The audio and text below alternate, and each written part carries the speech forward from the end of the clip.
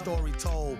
Keep He's your glory already. gold and glitter. For half of his niggas to take him out the picture. The other half is rich and it don't mean shit to villain. A mixture between both with a twist of liquor, chasing with more beer. Tasting like truth for dear. When he at the mic, it's like the place get like, oh yeah. It's like they know what's about to happen. Just keep your eye out like I capping. Is he still a fly guy clapping if nobody ain't hear it? And can they testify from in the spirit? And living the true gods, giving y'all nothing but the lick like two broads. Got more lyrics than the church, got ooh lords. And they hold the mic in your attention like two swords. Or you the one with two blades on it. Hey you, don't touch the mic like it's AIDS on it. Yeah, it's like the end to the means. Fuck type of message that sends to the fiends. That's why he bring his own needles and get more cheese than Doritos, Cheetos, or Fritos. Slip like Freudian, your first and last step to playing yourself like accordion.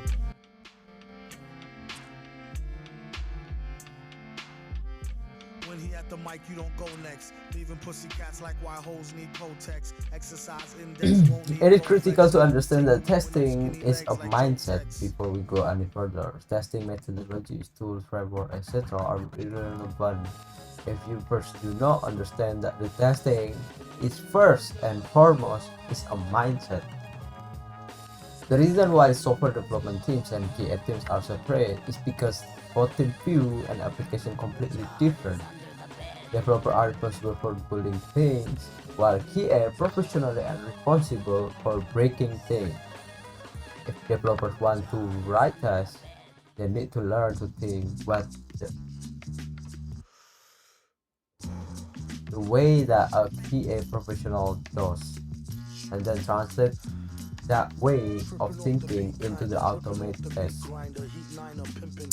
Now that we understand that testing is the mindset, we need to discuss how this mindset play out in the day-to-day work of software development. As we know, new feature requests or bug comes in, you and your team should be thinking first about how you are to test the application code related to these changes. This discussion should not be held in isolation, but should always incorporate both dev and QA team. Even if you QA team is only doing manual testing, their input is incredibly valuable.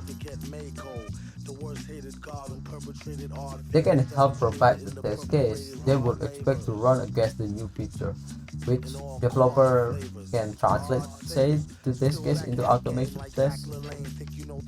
If you do not have a dedicated QA team, then the development should be having discussed on what kind of test they are going to necessary to ensure this new feature is working correctly. An easy way to do this is to start with the end goal and work backward. What does this new feature need to do? Once you understand that, you can break the problem into small increment steps and translate those steps into tests. This way, you are have a clear path to achieve your goals and suite of tests that will confirm everything is working properly. If you are doing agile, the test case can be captured in the user story as objective criteria for the story to be done.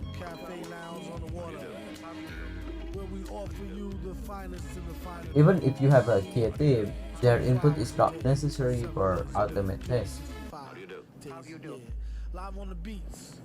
We have the one and only Mad Lib. How do you do? We also have King Ghidra on the mix. It's always about automation tests. Victor Vaughn. Quasimodo. First one, identifying what to test. One of the most difficult challenges when first learn how to write tests is understand what you should be testing. If you are already a large application production without any test, how will you test for it? While each application is unique, with its own set of feature, functionality, technical depth, etc., here are some ways to help determine what to test. First one is user journeys. If you are trying to test an already existing application, we recommend that you begin with writing tests for your application most mission critical pieces. By mission critical, we mean any portion of your application that cannot go down or break. For example, login, authentication, purchasing product, processing a credit card, signing up form, etc. They cannot go down or break. We recommend that you first suite of tests should be, or this portion of your application, that they should be end-to-end tests. Note that you have identified the area of application that are most important. How exactly should you write your test? We recommended writing tests for your user journey. User journey are essential part which a user of your application takes. Oh, you see, it's about the user journey and then the mission critical. We pass the mission critical about your application that cannot go down, and then second one is user journey. It's the essential part which a user of your application takes. For example, let's say you have an e-commerce application. A user will first search for a product, add it to their shop cart, fill out their ship info, enter the payment information, and finally process. This entire flow a user takes from first finding a product to ultimately buying is a user journey. The entire user journey should also be tested with a single test.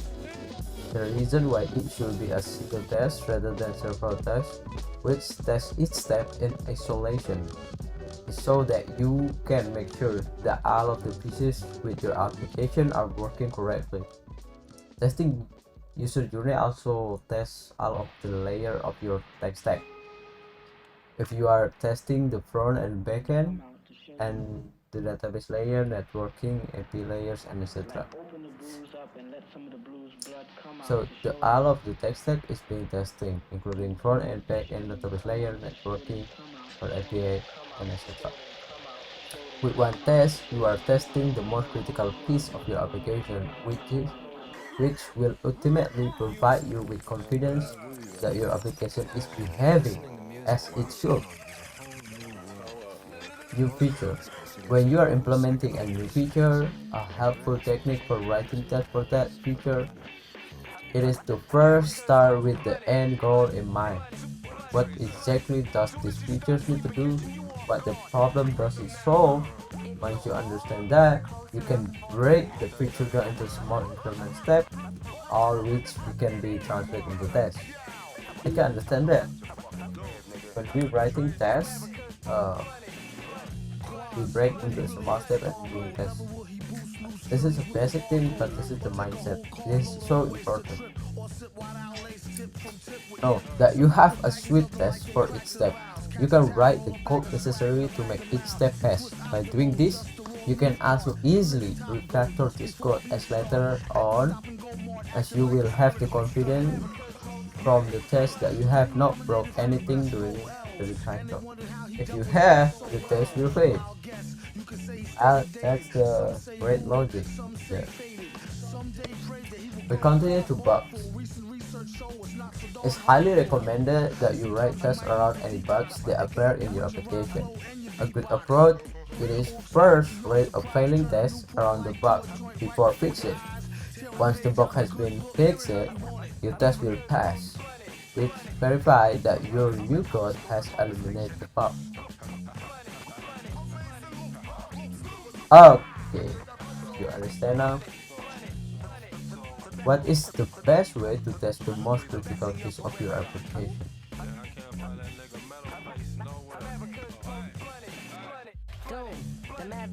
Correct. The answer is user journey.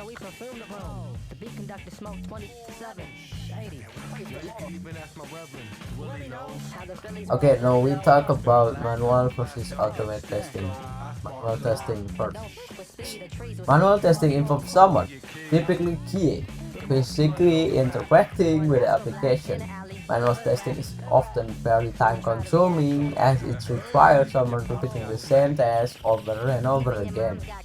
Sometimes the computer are incredibly good at. It's thinking like you are the coder and you do the manual testing for one feature. That's fine, okay, if your code not fail. But if your code fail, you do that again. Fail, you do that again. And you have 15 features to handle that. Good luck with that. That's why we need the ultimate testing. Modern software development teams are shipping codes into production multiple times a day, which is next to impossible if you are only manually testing. Like I say, with the advance of the continuous integration or CI and continuous development, modern software development teams are automating as much as possible, including testing, allowing them to push to production multiple times a day confidently because they are already have been testing, you don't care you miss the shot or have the problem. I think they know the requirement, they trying to create that. I mean, maybe they give you some requirement of the testing and then what the business logic behind that, and then you create the component based on the testing. That's more preferable. That's way more better approach. The next thing is we talk about automate testing. As more and more teams adopt CI/CD system and want to push to production multiple times a day, automate tests are the only way to scale such demand.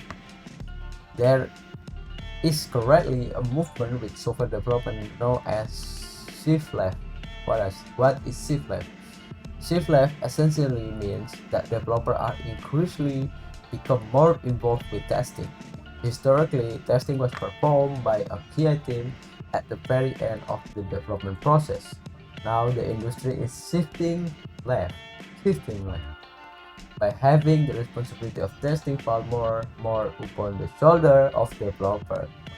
We need to raise our salary for this, for sure, because we double our work. So instead of testing being afterthought, it is now integrated into the entire software development lifecycle from the beginning. Test automation is quickly become the norm for the software engineering teams, and its popularity and usefulness will only increase over time. If you do not have a lot of automated testing experience, you will have come to the right place. We create real world testing with Cypress to teach you, okay, how to write ultimate tests, whether you are already a developer or a QA professional.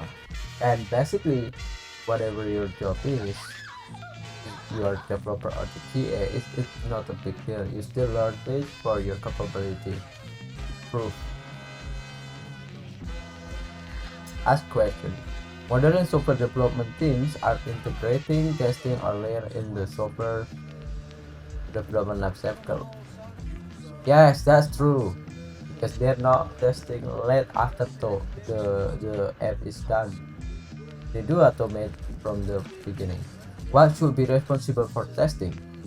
Ultimately, testing is everyone's responsibility. That's true. In the real world, there are basically three team structure with modern software companies. The first one, dedicated development and QA teams. Company with dedicated development and QA team typically leave the software development up to the development and testing to the QA team. That is the first one. Number two, designer, developer, QA, etc. Some company will have small team comprised of a developer, designer, TA, engineer, etc. all working together on a single project or feature. In this scenario, the developer will typically be responsible for the code, and TA is usually responsible for the testing. Uh, we love the designer, we love the developer, we love the QA. You have the designer, it helps you a lot in developer or in the development process, and you have QA that ensure you to do whatever you need to do. And chill out, buddy, we tell you if you get anything wrong, so it's really helpful. 3 is a full stack solo developer. This is a mainstream right now. It's kind of like Sigma player into the game. They can do anything. Some companies, like early stage startup, do not have dedicated QA teams and put all the testing responsibility on the developer. The developer are responsible for writing the code and ensuring that it works as expected. While many companies and teams have dedicated QA engineers, everyone in the responsible for ensuring the application is working as intended. In order to ship reliable, high-quality software, testing should be everyone's responsibility and should be at the thought process of the entire team at the start of a project. Testing is responsibility, everyone's responsibility, okay? What is testing pyramid? What is testing pyramid? A2A, integration, and unit. I love to talk this one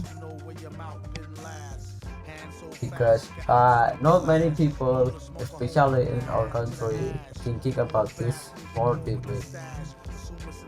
They just know about the testing, not really about the hierarchy, which one the testing should approach first.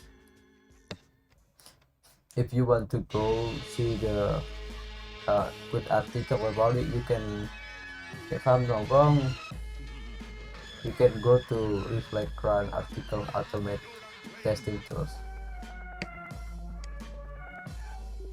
The testing pyramid illustrates the various types of testing and their relationship one to another. The first one layer is unit, the second one integration, and the top is A2A, or usually they call A2A. It's literally two in there. It's mean end to end. That's a cool slang language, I think. Developer can be pretty dogmatic and very strongly opinionated when it comes to testing. But remember, while definition and labels can be helpful, ultimately, it's not important what you call it, but what it does. Okay, it's not important what you call it, but what it does is more important. You can label it in some way that you just understand but others not, but the important thing is what it does. If that does testing good, then it's good. We come from the first unit test. This is the basic that people know about unit tests. At the base of the pyramid are unit tests. They are at the bottom because they are to test a single unit with an application. This means that they should not be dependent upon other part of the system or application. Think of testing a single function, for example.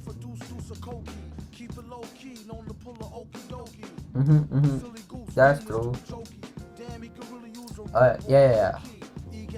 When writing unit tests, you want to think that the function you are testing a black box. You are not concerned with the logic inside the function. You are only concerned what you expect of a specific type of output giving a specific type of input. Okay. This way, you can always refactor the internals of the body of the function without breaking your test. So again, you are simply testing that give a set of input into this function. We expect this specific output. How that works internally is relevant for your testing purpose.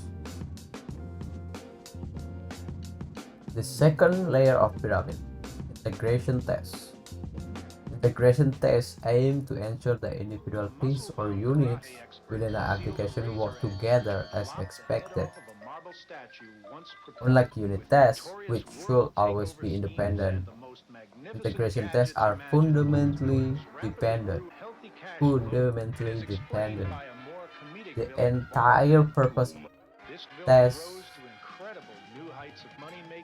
we're working together correctly.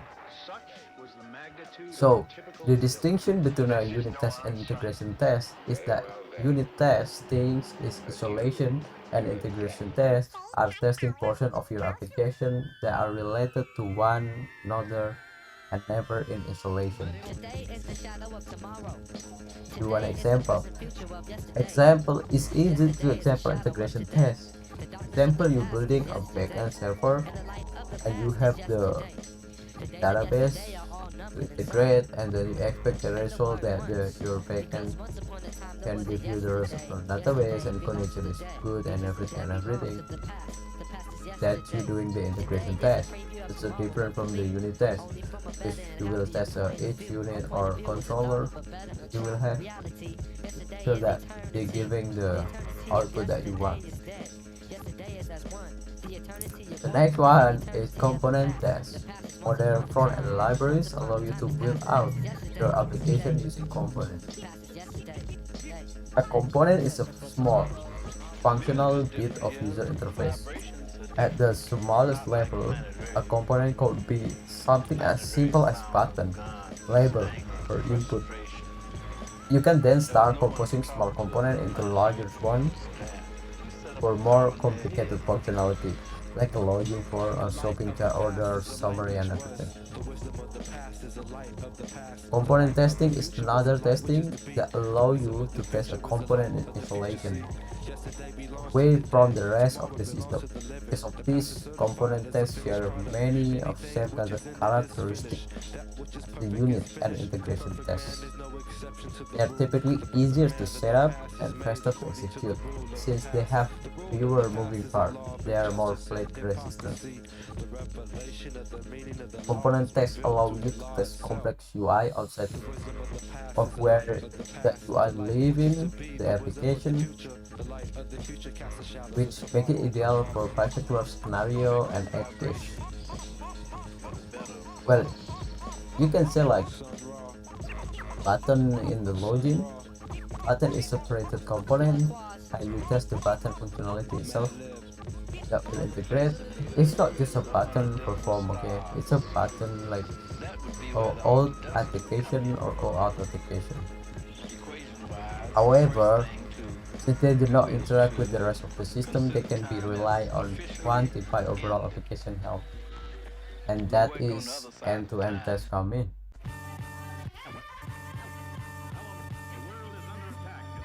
End-to-end tests. This type of tests are writing to test anything that runs in the browser. The test is to imitate what a real user would do. For example, you may write a single test that registers a new account, logs into the newly created account, purchases a product, and then logs out. This way you can ensure that all layers with your application are working together and correctly. To end or A to A is a integration test. I'm sorry, it's a replace your integration test, as they are essentially testing the same thing. However, A2A have an ever more significant advantage and value over integration tests, as they are testing real user interaction with your application.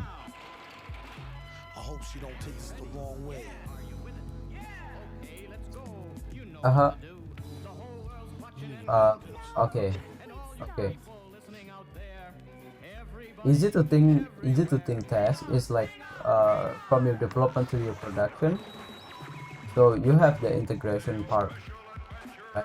So from the development to the production, integration test is where you do the development and you do the integration test for a small part of chunk of the function or whatever, and then you come up with the I'm sorry, for the unit test.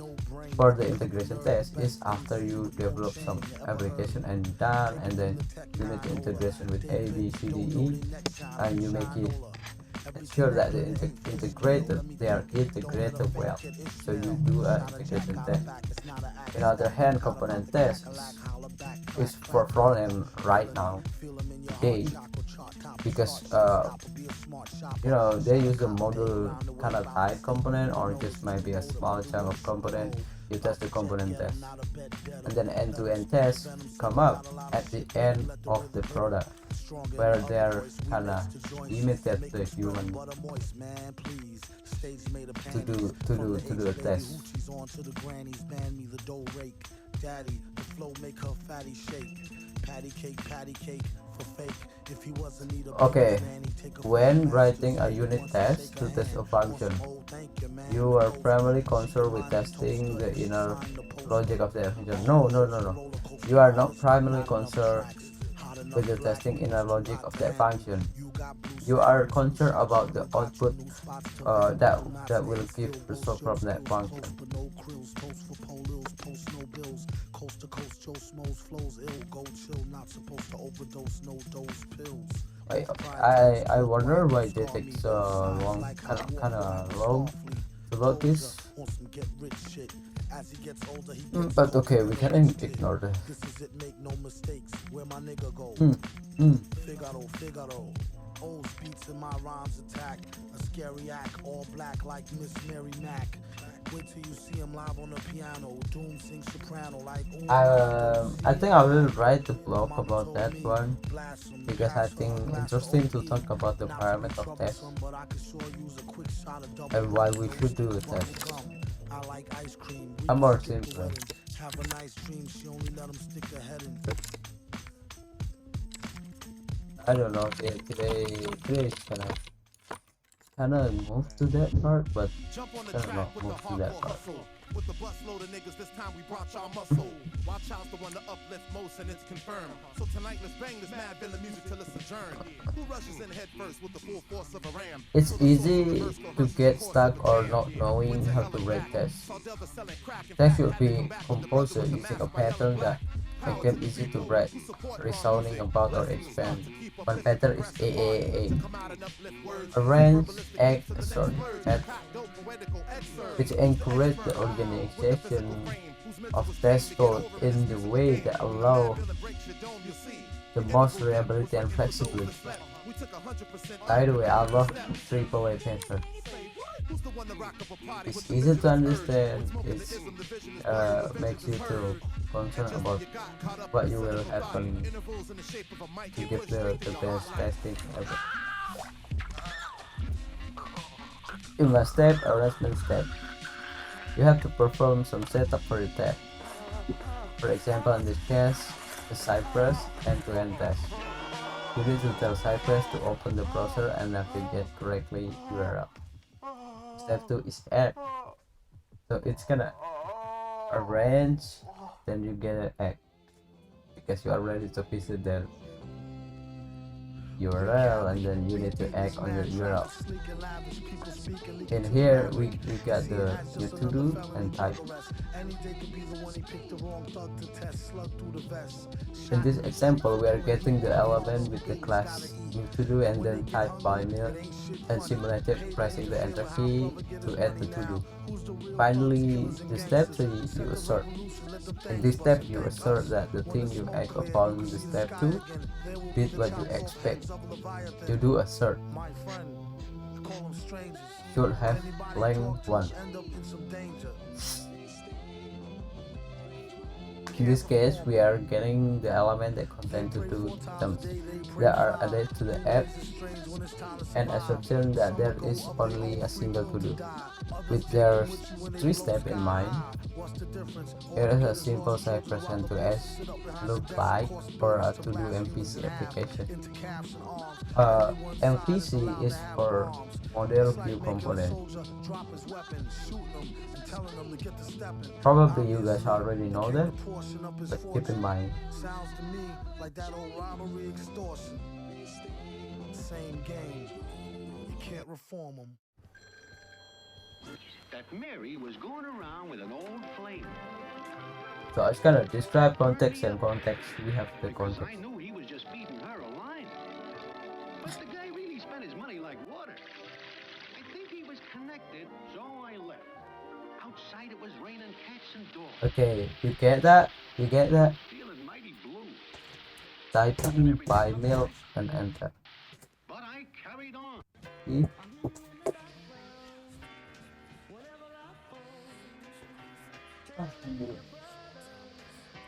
Love this one.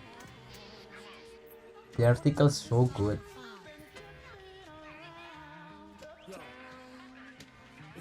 Before breaking this test file down, it's important to note that Cypress is built upon Mocha. I see. Yeah. I love the function other than those that begin with say or Mocha. Love it. This test file will typically begin with a describe function or block.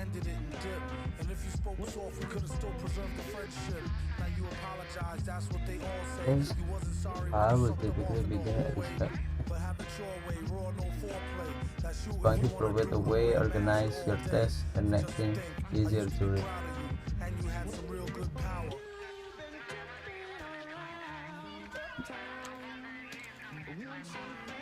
Probably kiss me later that evening, I should be early. Matter of fact, give me back my bracelet and my Sherlin.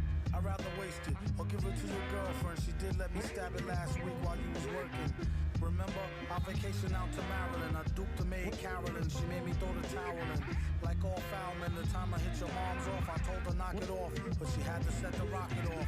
Ain't enough room in this fucking Next we have an it block. It's our actual test and where our test code goes.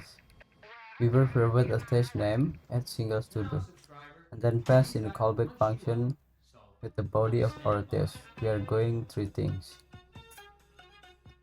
array, add, assert. We are asserting that only single to do has been added to the app. Array, add, assert. You see this? This is what I'm talking about. Because it's typing every keyboard and then it using enter. Get the enter. Okay, that's pretty cool.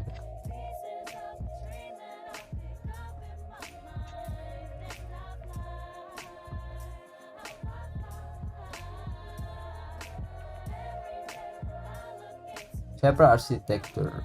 Unlike the most other testing tools run inside the browser, this means that your test being executed in the same environment as your application. This allows Cypress to detect all events. Wait, what do you mean? Unlike most other testing tools, run inside the browser. This means that your team being executed in the same environment as your application. This allows Cypress to detect all events that are being fired by your browser and give real native access to everything within your test. Most of the testing tools like Selenium run outside the browser and execute remote command across the network to control the browser. Cypress is the opposite. When Cypress is running in the browser, it also has ability to read and alter web traffic on the fly. Cypress can therefore modify everything coming in and out of the browser. This also gives it native access to things like the Windows object, document, DOM element, service worker, etc. Because this is end-to-end testing, brother. You need to end-to-end. This distinction can aid in many ways, including setting up or modify front-end state libraries, such as Redux or MobX directly from your Cypress test. Goodness. Anything the browser can access, Cypress can as well. This is not without trade-off, however. this is not without record. What this mean? Yeah, I don't get it. Namun bukan however, if it's run in the browser, Cypress can access it. True. It is important to understand the mechanism Cypress used to chain comments together. It manages a promise chain on your behalf, with each comment yield a subject to the following comments until the chain ends or there is an error. The developers should not need to use promise directly, but understanding how they work is helpful. Oh my god, I love this.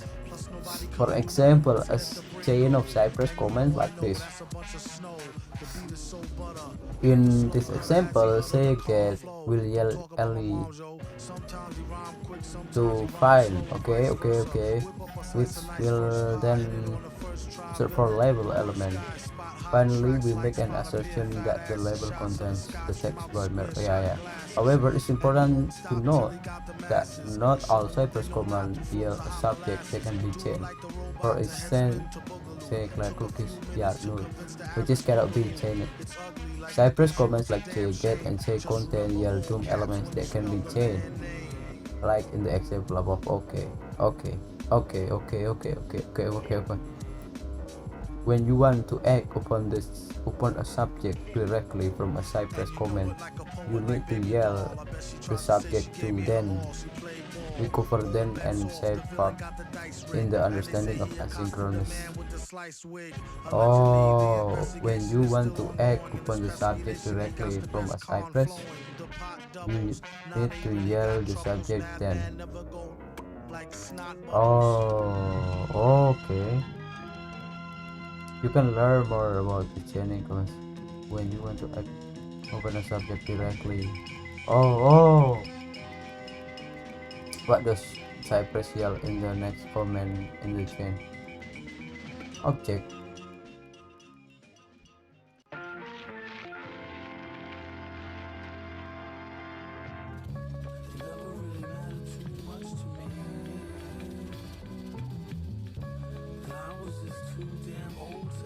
Context. Subject. Bro. It's a content. Whatever. Looks like it's going to be a great day today. Whatsoever. Like a stray on a straightaway. Hey you, got a light now, a Bud Light. Early in the morning, face crud from like a mud fight. Looky here. Next. The rocket scientist with the pocket wine. Bro, this kind of slow. He might need some psychiatrist. Doom, are you pondering what I'm pondering? Yes, but why would the darn thing be wandering? She's like a foundling, barely Okay, understand the asynchronous nature of Cypress. This is arguably one of the most crucial Cypress concepts that you need to understand.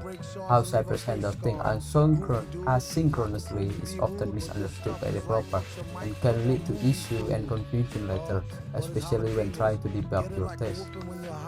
Return versus yield. Cypress commands do not return their subject. Bro, you just replay the stream. Do not return their subject. This means you cannot do like this. This will not work. Okay. Oh, chaining, return the subject. This is not return the subject. This is one of the primary reasons why we do not recommend using variable within your test. Instead, Cypress using command yield their subject. Cypress commands are asynchronous and get queue for execution at a later time while commands are executed. Their subjects are yielded from one command to the next. This is because a lot of helpful Cypress code running between each command to ensure everything is in order. So, if a command doesn't not return a subject but instead yielded. Wait, I need to understand what is yielded.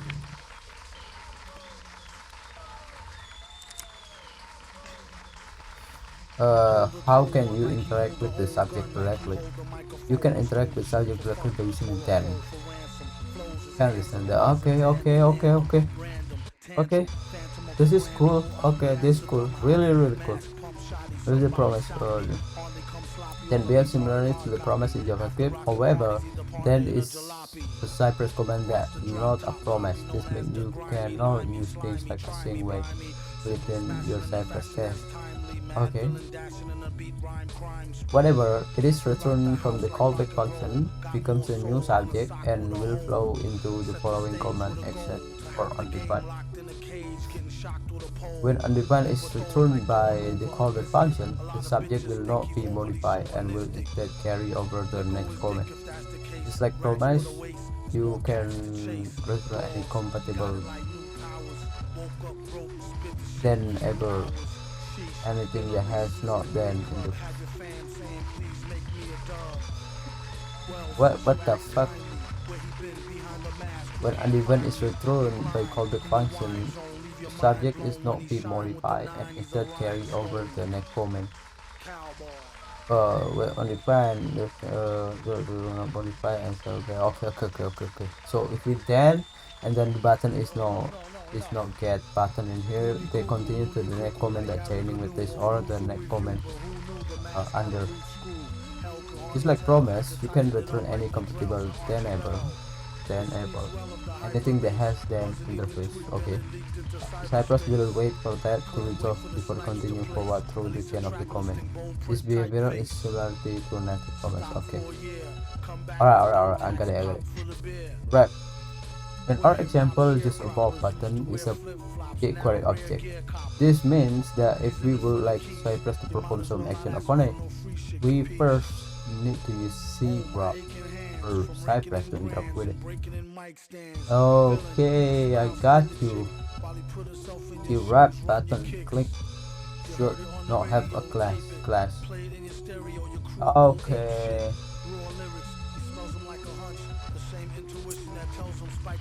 In this example, we are first getting the button and we're visiting the case button and you'll decide and then okay.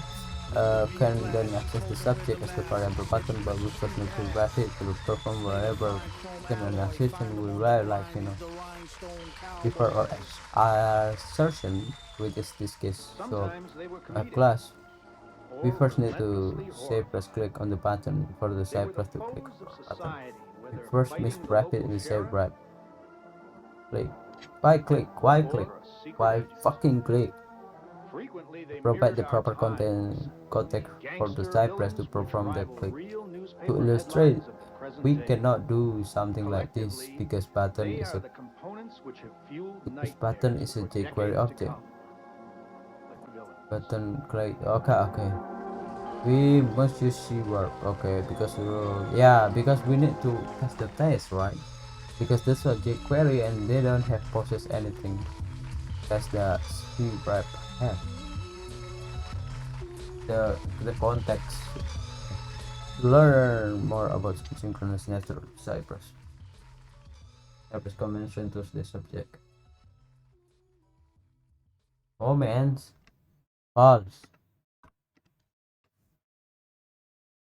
Waiting and retriability. Oh, they have retriability.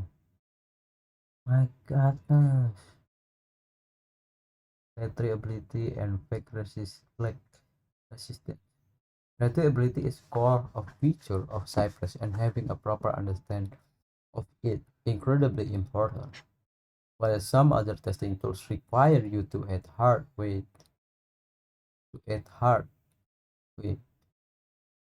where you tell the tool to wait and specify amount of time, Cypress will automatically wait for you.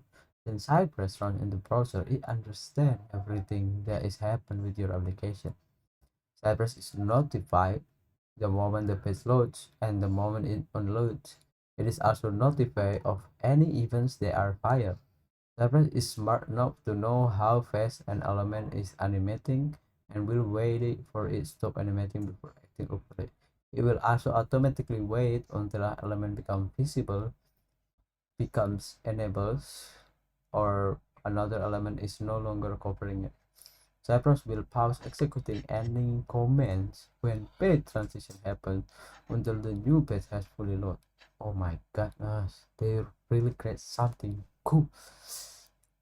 In Cypress, we use alias to reference element request or interception across our tests. To create an alias, use s. Okay, function like row. TLS row. Okay. This will get table HTML to find all of their elements and allow us to reference them as a row through our test. Oh shit! Gotcha. Oh shit! Gotcha. We can access our alias using get by adding a character before our alias name, like so. Oh my goodness. So it's now a reference to the collection of tr element that can be chained of interacted with as you will any other element with Cypress explicit with. Even though Cypress is incredibly smart in handling automatic wait, there are times when you explicitly want to wait something. For example, you want to wait a specific network request to finish before moving forward. The best way, say a wait, believe so. The best way to handle this wait is to wait on alias. Anything that can be alias can be wait upon, like element, intercept, request, etc. Intercept can be alias too, element can be alias too, request can be alias too. So we can request the same thing, which is the alias. Let's take a look at sample. Right, okay. Before say request post user post/user at sync up, creating a sync up alias. Okay, it should allow a visitor to sync up login up. Wait, sync up, waiting open the sync up alias. Okay. In this example, we are creating an alias called sync up for the post request to the user endpoint. Then within our test, we tell Cypress to wait open the sync up alias to complete before continue on with our test. The real world app is full of example of waiting upon alias, and we go over several examples in the real world example section later on. To learn more about waiting and create ability, please check out the following section of our talk. Cypress will automatically wait until an element becomes visible, becomes enabled, or when another element is no longer enabled. True. How to debug failing tests. Woohoo! This is actually pretty cool because this is tool for debug, but they teach how to debug the debug. You know what I mean? So it's debug of the debug. Like this. Knowing how to debug failing tests is arguably one of the most important and useful skills for you to learn. In this lesson, we will discuss various tips, methods, and techniques to help you debug and fix your failing tests. Cypress UI. The Cypress UI is one of the fastest way to figure out what went wrong with your test. That's true because it can also be incredibly useful to see all of the steps your test took before the error was triggered. When you click on the steps, Cypress will output useful information to the project console. For example, is the pairing test above. When clicking open the assertion step, Cypress log out the actual array in the console. Yeah. That is from the tutorial that they give screenshot and videos. When you're running Cypress in headless mode by using Cypress run command, screenshot or video will automatically be recorded anytime there is value. This is incredibly useful, especially when running your test CI, and this provide you with not only a screenshot at exactly point of layer, but also video of your failing test. You can tell Cypress to take screenshot manually by using this screenshot command. Okay. Logging. There are two useful ways to log information from your test. One way is to use JLog. Okay. The other is to use console log. Remember, Cypress is just a JavaScript, so you can leverage all the helpful debugging technique you use in JS2. JLog will print the message to the Cypress command log. Okay. So you can also use console log, which will log the browser console. All right. Browser dev tool. Okay. In Cypress run on the browser, you have full access to all the information from your browser developer tools. This means you can use the same technique and functionality you are using when debugging issue with your application code to debug your filing Cypress test 2. The Cypress test runner, the UI, will automatically take screenshot of video of filing test through. Huh?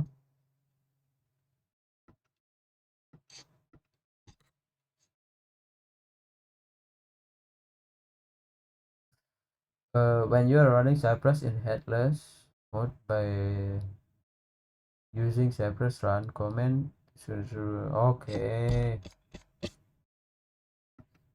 headless mode. Okay, I will search for headless headless Cypress.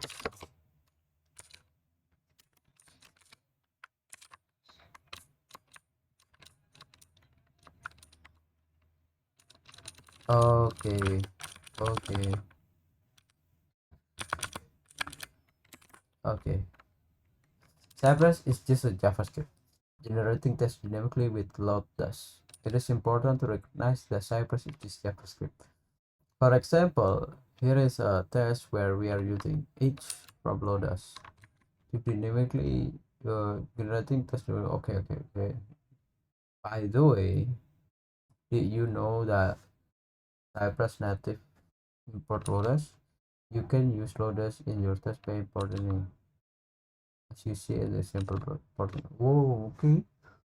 Each name it's a it paginates with name transaction for take by cell like it type. Click should have class moving select contain with tables make case false should have css text transforms uppercase. Okay, now say get cell is greater than wait fit literally fit okay.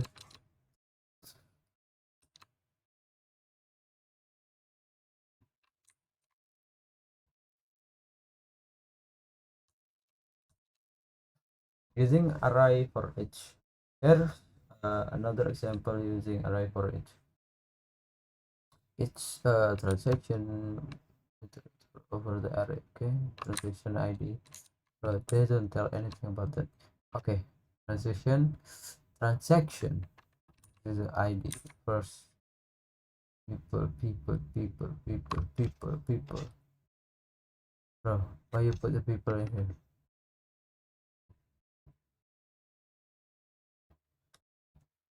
Comment for each comment index get like comment input type and comment enter.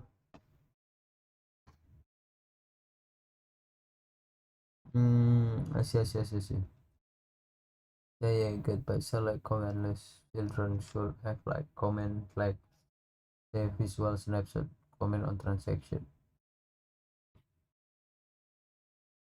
So comment for each and then each transaction and for it. Oh, okay. Using a lot of variable in your test is a good idea. Since Cypress is just a true. No, I mean with the variables. Okay, there's your eliminate the isolation part because of that. Okay, I can understand this. I love the fundamentals. Okay.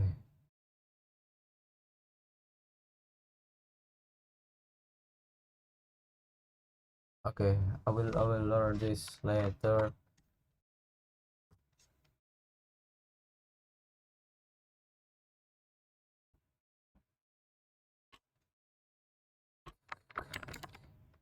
Actually, we can create a spam bot with this.